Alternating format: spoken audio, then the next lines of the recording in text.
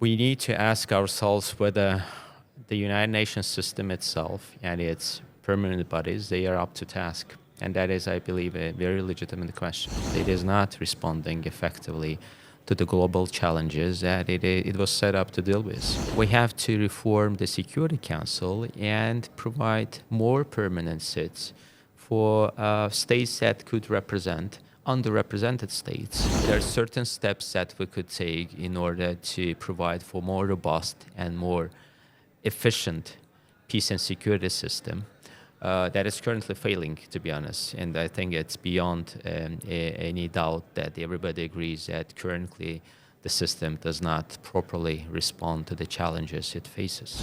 Last November, I was here in India to hold the fifth round of political consultations with my counterpart at the Ministry of External Affairs of India. And that gave us a chance to have an overview of the recent developments in our relations and plan for the future. I think that consultation gave an impetus to reinvigorate our relations and take a fresh look at many areas of cooperation. So I would say this is where we are now. Hello and welcome to Raisina Ideas Pod. As we know, it has become almost a cliche to say that the world is at an inflection point. We are looking at a world order that is rapidly transforming itself. We have major geographies like South Asia and perhaps South Caucasus, which is also undergoing dramatic transformation. Today, to talk about the world and the geography of South Caucasus, and of course India-Azerbaijan relations, I have with me Deputy Foreign Minister, Republic of Azerbaijan, His Excellency Elnur Mammadov. Thank you, sir, for joining us for this conversation today. Let me begin very broadly. Because we are talking of the global order and the Raisina dialogue, there has been a lot of discussion about how the world order is evolving. And there has been a despondency about the multilateral institutions not being able to do their job. You have just returned from Geneva. What is your assessment of what is happening at the global level in terms of the institutional foundations of this order? Are they up to the task? Thank you, and thank you for the question, and thank you for having me. I think we need to take a step back to think of the current international security architecture as being reminiscent of the aftermath of the Second World War. That is when it was established to live up to the expectations that existed at the time. Now, with 70, 80 years that have passed, with many more states that are now present, that have emerged, especially in 60s and 70s, when we turned the page of colonialism. We need to ask ourselves whether the United Nations system itself and its permanent bodies, they are up to task. And that is, I believe, a very legitimate question. Especially in light of the recent developments starting from last year, these questions are being asked here and there, and my answer would be it is not. It is not responding effectively to the global challenges that it was set up to deal with. Now, the question would be, what could we do in these circumstances? And obviously, we've been advocating for some time for the reforms within the United Nations. If we assume that we don't change the global security architecture, we're not looking for a replacement for the United Nations, but we are suggesting that it works more effective than it does now, then probably the first place to look at would be the Security Council, because it was entrusted at the time with the paramount task of preserving peace and stability on this planet. And if you look at the number of conflicts that have emerged since the Second World War, they've been numerous. And even now, at the war between Russia and Ukraine, it continues. I mean, it has devastating consequences, both humanitarian, political. It raises questions about this reshaped order, erosion of the fundamental principles of international law. So one thing that we've been advocating for some time now, as Azerbaijan, as a chair of the non-aligned movement, we've been chairing that movement since 2019, that we have to reform the Security Council and provide more permanent seats For states that could represent underrepresented states, we advocate for one seat for a state from the African continent so that they could represent the African states. Most of them were not independent at the time when the system was, the United Nations system was set up. We are advocating a seat for the chair of the non-aligned movement, not saying for Azerbaijan, but whoever holds that position. We're handing over the chairmanship at the end of this year to Uganda. And then, of course, in a 3-year rotation period, there will be other states to represent the organization, which have 120 member states.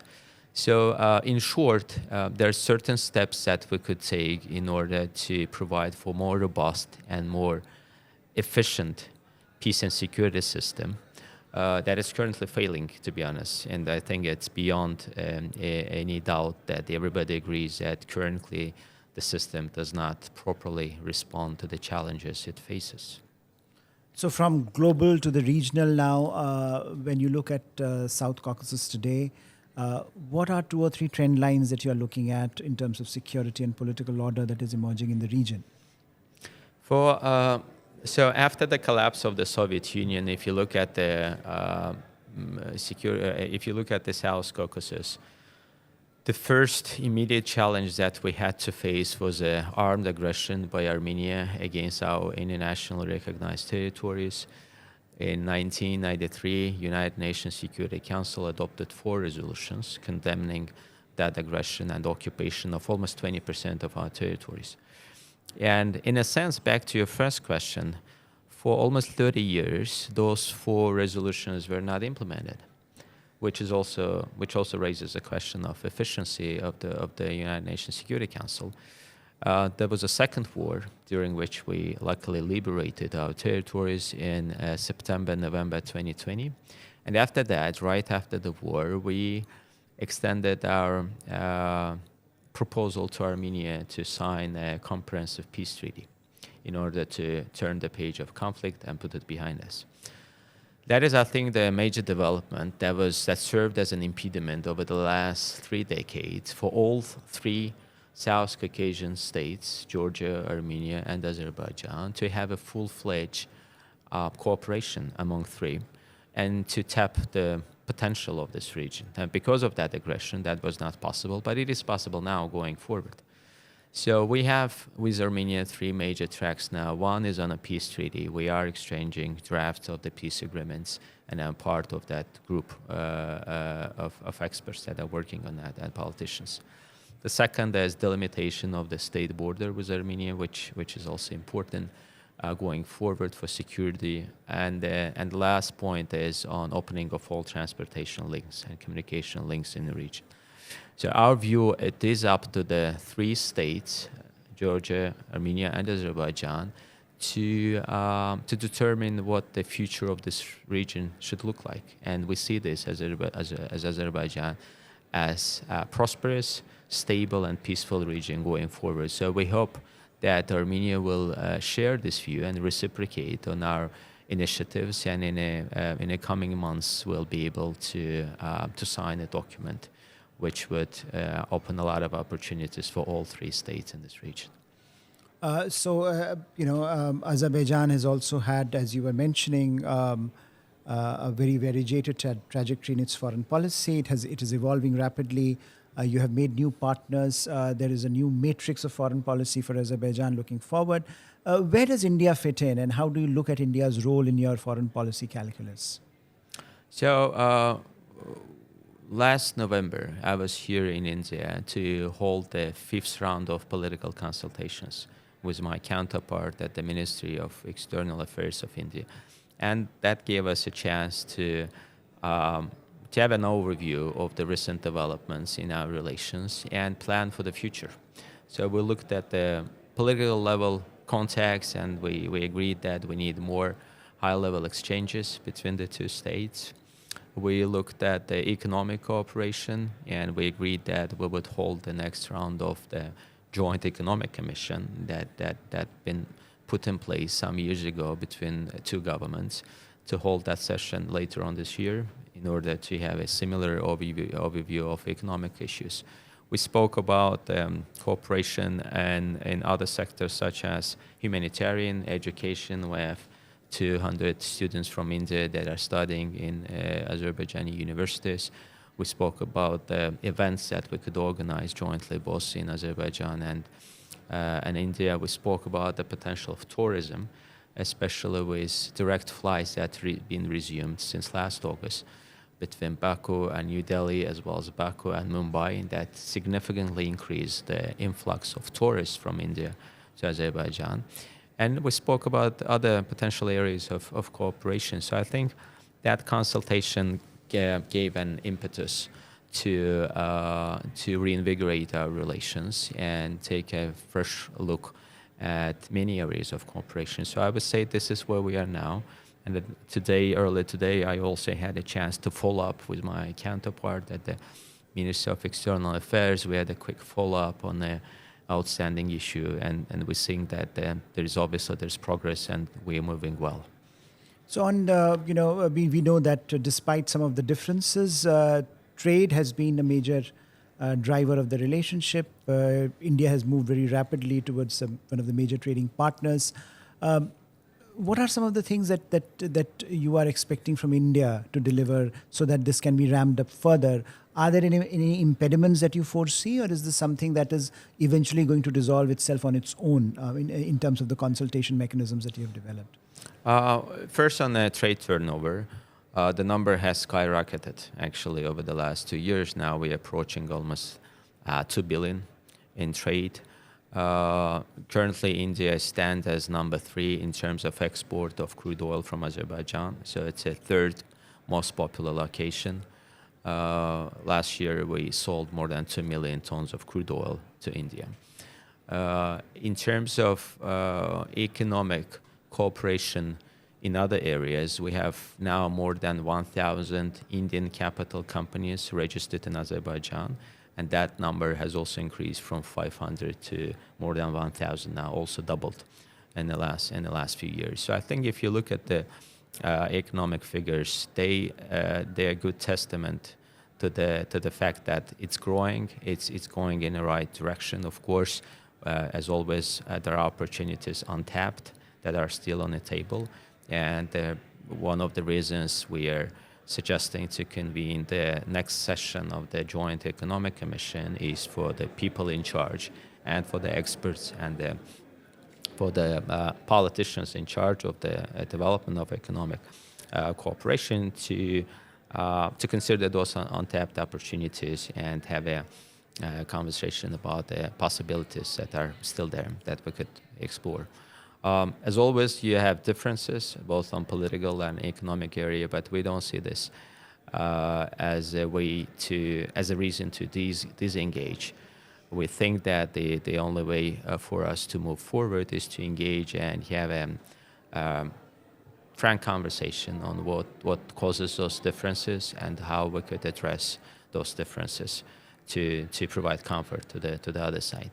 So from that perspective, I would say the numbers are growing, and there is a process in place to address the differences that we have. Ambassador, you touched upon a few energy in particular, and you touched upon initially connectivity and how energy transportation will be a very important issue, and energy is also driving the bilateral agenda at the moment. So when you look at the regional connectivity initiatives and when you look at India's partnership in the region, how do you think some of the bottlenecks on the energy connectivity can be removed? Where does INSTC, for example, International North-South Trade Transport Corridor, fit in?